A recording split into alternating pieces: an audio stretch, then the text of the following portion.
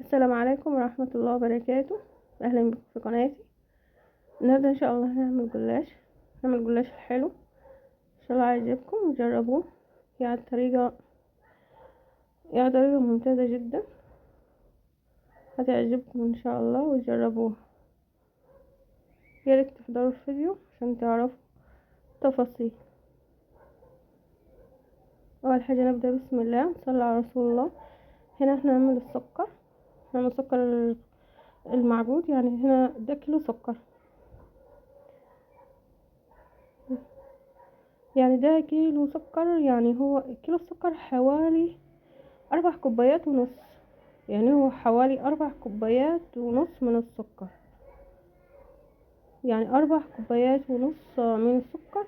يعني هحط لهم 3 كوبايات مية. يعني كيلو السكر 4 كوبايات ونص، هنحط لهم 3 كوبايات مية عشان احنا عايزين شربات تجيب. بعد كده نحط عصير وحدة ليمون، يعني ليمونة متوسطة كده، هنحطه عصير ليمونة كامل.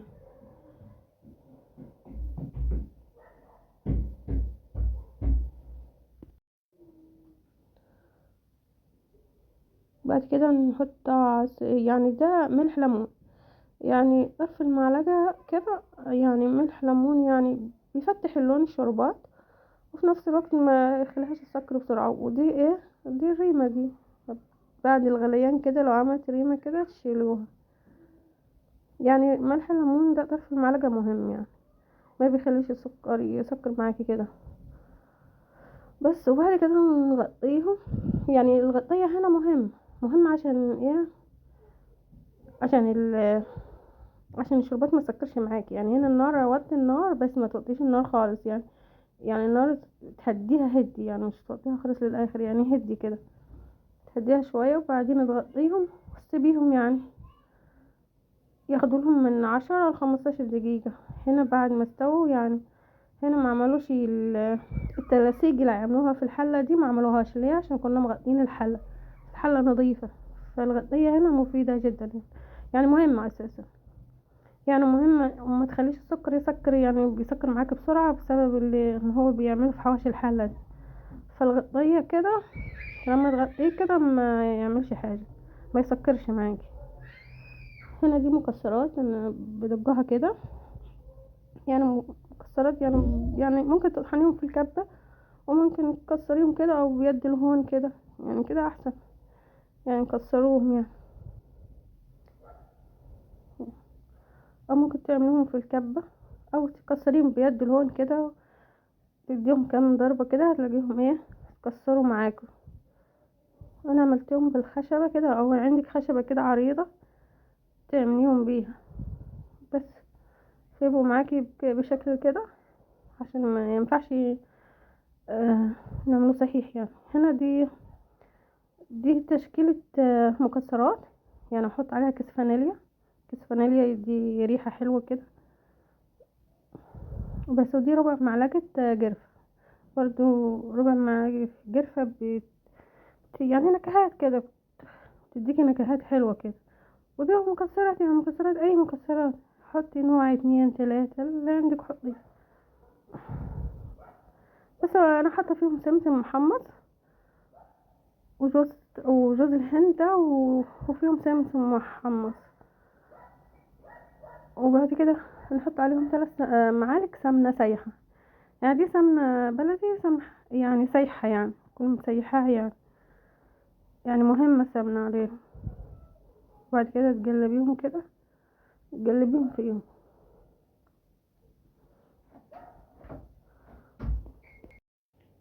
دي لفه جلاش، يعني لفه كبيره دي مش صغيره. يعني اللفه دي تعمل صينيه كبيره، اما اللي تشتريها من العادية الصغيرة دي تعمل صينية صغيرة. هنا دول ورقتين، يعني بتاخدي كل ورقتين مع بعض، يعني كل ورقتين مع بعض. يعني الورق ضعيف، مش حلو الورق خالص، ضعيف. بس برضو هنعمله تكنية تانية كده.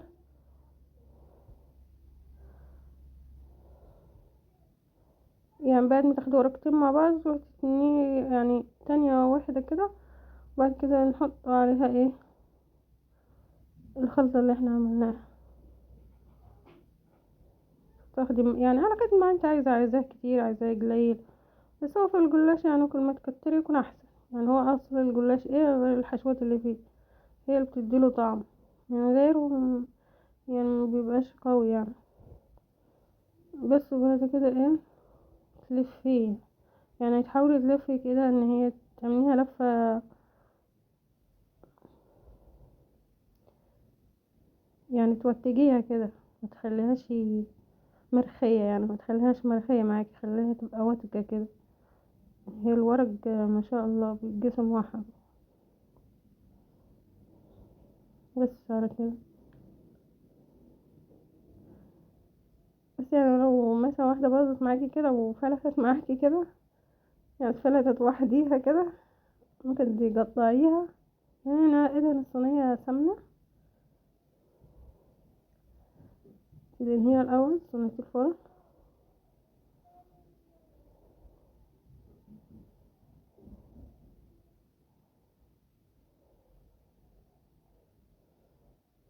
بس هي دي نقطعوها عشان باظت اصلا، يعني الورق ضعيف كمان، يعني مش حلو خالص الورق.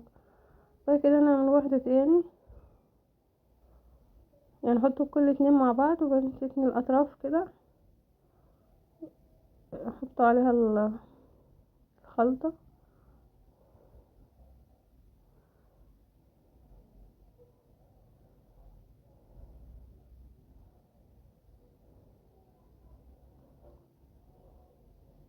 بس وبعدين ايه نلفها، يعني حاول ان انت ايه اهم حاجة توتجيها يعني كده، تدوسي عليها جامد كده، وتخليهاش تبقى مفرغة يعني منك كده، يعني ما تخليهاش مفرغة، تشد فيها كده وتوتجيها يعني.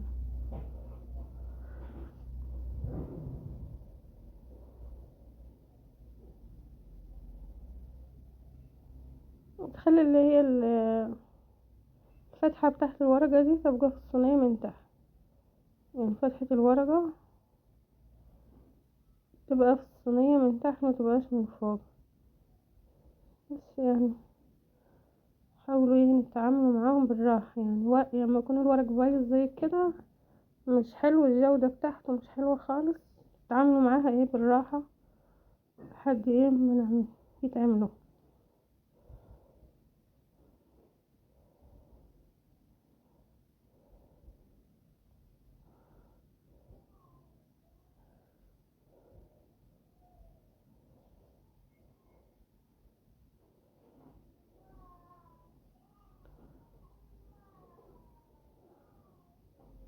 هترجع ممتازة جدا يعني والله، يعني طعمها حلو على الآخر يعني.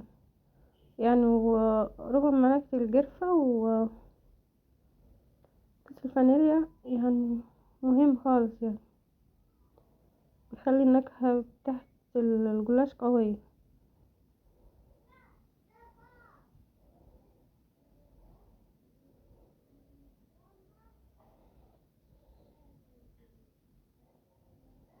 هنا ده كنافة، كنافة شعرية. ايه كنافة شعرية دي هنحطه ايه، نحط 3 معالق سمنة عليهم ونحمصوهم على النار كده. يعني دي سمنة، يعني انا المستعملة في الوصفة سمنة بلدي يعني، يعني بتبقى ليها يعني طعمها يختلف عن العلب، يعني مينفعش العلب. بعد كده محمصناهم كده، باقي الخلطة احنا لفينا شوية من غير الكنافة، وشوية تاني يعني ممكن تعملي اللي عملتها الأول، تحط مكسرات ومن غير الكنافة دي عليها، وممكن تعملي تحطي الكنافة. يعني الكنافة حلوة برضو، بتخليك تديك الطعم قوي كده، بتبقى حلوة يعني، تبقيكي يعني تختلف في الطعم. بس تقلبيهم كويس فيهم، بتبقى ريحتها حلوة على الآخر. برضه زي كل مرة كده نتني ظرف ورقتين كده، نحط الكمية اللي احنا عاوزينها ونلف. يعني انا ما استعملتهمش، يعني اللف ما خدتهمش كله، يعني خدت نصهم، يعني فضل منهم. يعني مثلا زيت حاجة بنحطها في الفريزر كده، لما نعوزوها نطلعوها نعملوا بيها تاني، نعملوا بيها قضايف، نعملوا بيها كنافة، نعملوا بيها جلاش تاني، اي حاجة. ممكن نعملوا بيها ام علي لو حساسة زي كده، تنفع، مفيش حاجة هتبوظ.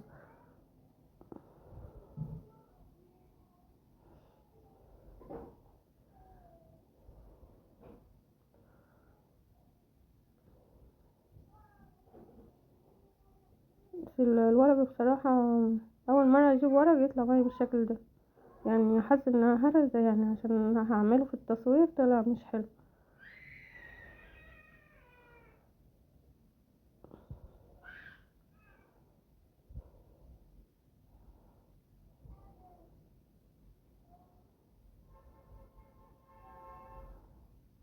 بس اللي فيها بالراحة كده.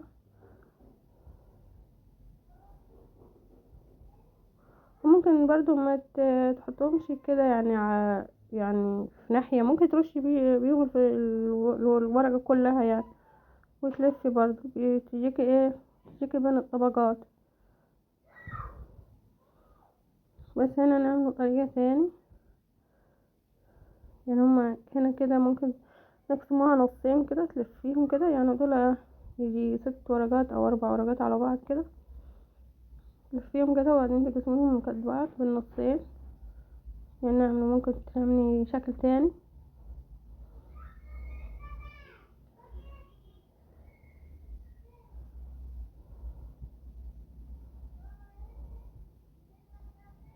تعمل شكل تاني ممكن، وبعد كده تحط شوية من الحشوة اللي انا عملناها دي، وبعدين تقفلي عليها كده.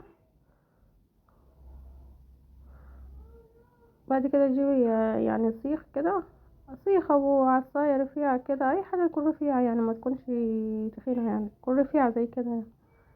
تلف عليها يعني.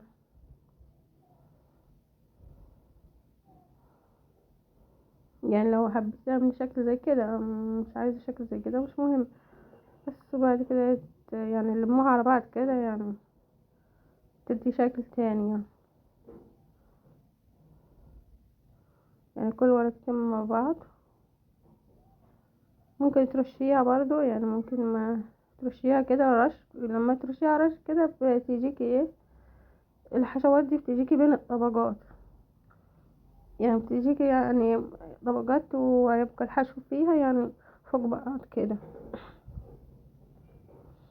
بس وبعدين نقفل عليها كده، نقفلها الاول يعني، نقفل عليها كده، وبعد كده نلفها بالسيخ كده، نحط السيخ جواها نلفها عليها، بعد كده نسحبه منها يعني، تلميها الاول كده على بعض وبعدين تسحبيها.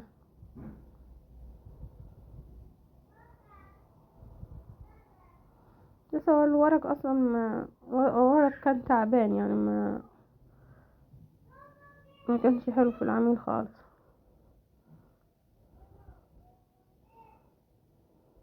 بس طريقة تاني.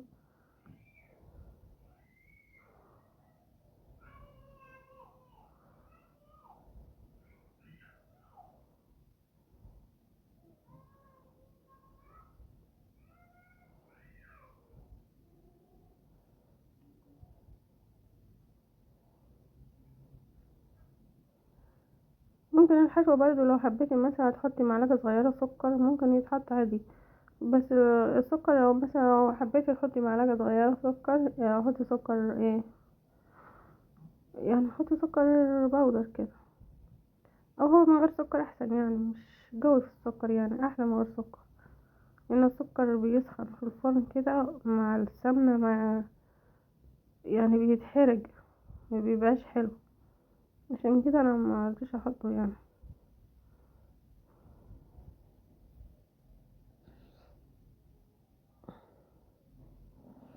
بصوا بقى نرصهم في الصينية كده، يعني نعمل فطور نعمله كده لحد الصينية يا اما تتملي يعني. دي صينية الفرن دي كبيرة، انت ممكن تعملي صينية صغيرة.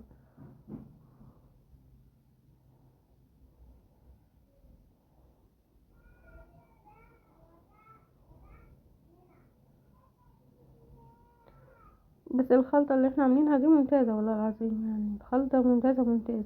يعني الفانيليا والجرفة و- والسمنة اللي حطيناها على تشكيلة المكسرات دي مخلية ريحتها كده حلو. وممكن تحطي ماء الورد او ماء الزهر، او في منكهات كتير يعني ممكن تحطي ممكن لا. بس هو الجرفة مع الفانيليا يعني كويس برضو حلو.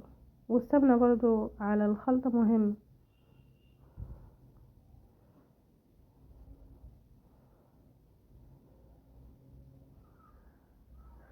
بس نرصهم كده لحد ما نملوا الصينية، نقفلوها. وبعد كده دي كوباية سمنة. يعني صينية الفرن دي تاخد معاكي ايه، كلنا عارفين المقاس بتاع صينية الفرن الكهرباء، احنا عارفين كلنا الصواني دي كلها موجودة عندنا. صينية كبيرة، يعني الصينية دي تاخد كوباية سمنة. يعني دي سمنة بلدي اللي انا كنت عاملاها، يعني انت عايز تعمل اي نوع تاني ماشي. يعني ممكن تستعملي سمنة بلدي مع سمنة علب تخلطيها مع بعض. يعني ممكن تستعمل نص كده وكده، بس انا بستعملها كلها سمنة بلدي او يعني المقدار الصينية دي ياخد كوباية مليانة. لو انتي مثلا هتعمل صينية صغيرة، صواني صغيرة زي صواني البسبوسة والكلام ده، الصواني العادية دي ممكن تاخد ايه، تاخد معاك نص كوباية.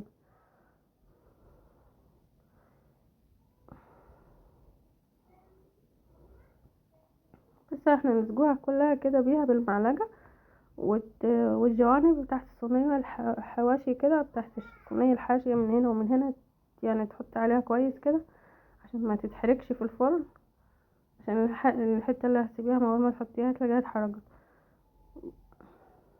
بس بس هي خدت كوباية، معيارها مظبوط كوباية. تعمل صينية صغيرة حطي نص كوباية. يعني السمنة تكون مسيحة ما تكونش جامدة، سيحيها. وبعدين ادخلناها على درجة حرارة، يعني مثلا انا دخلتها الاول على درجة حرارة 200. يعني مثلا يعني سبتها اول ما بدأت تاخد اللون، نزلتها على 180. ان انا الاول حطيتها درجة حرارة 200 في الفرن. اول ما نزلت اول ما بدأت تاخد اللون رحت نزلتها على 180 لحد ما اتحمصت كده. دي شربات التجيل اللي احنا عاملينه، يعني بارد. يعني انا عملته حطيته في التلاجة من تحت، بعد ما هدي حطيته في التلاجة فهو تقيل كده. فهو لازم يكون تقيل يعني. بعد كده تسقي الصينية بعد ما تطلع من الفرن على طول. يعني انا طلعتها على طول زكيتها على طول. شربات بارد وهي سخنة. ما ينفعش تكون الصينية تبرد منك وبعدين تحط عليها الشربات تروح تقدر منك. لازم تكون سخنة طالعة من الفرن على طول تروحي حاطة عليها الشربات على طول. ان انت لو حطيتي الشربات بارد او صينية باردة هتلاقي الجلاش بيجي عجين، ما يبقاش جلاش. وهنا يعني بعد ما صفيت، يعني هنا بعد ما شربوا، يعني اللي شربوه ده اللي طلع منهم، يعني صفيته يعني. يعني الطريقة بصراحة ممتازة جدا. وطعم، يعني طعم ونكهتها قوية جدا، يعني هتعجبكم والله لو جربتوها هتعجبكم على الآخر. بس هي طالعة مقرمشة. يعني يعني طالعة مقرمشة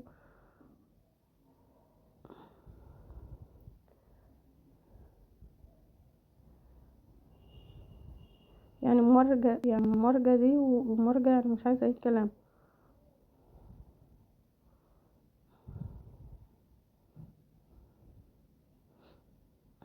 بس هي دي اللي كنا على تشكيلة تاني. احنا عملنا كذا.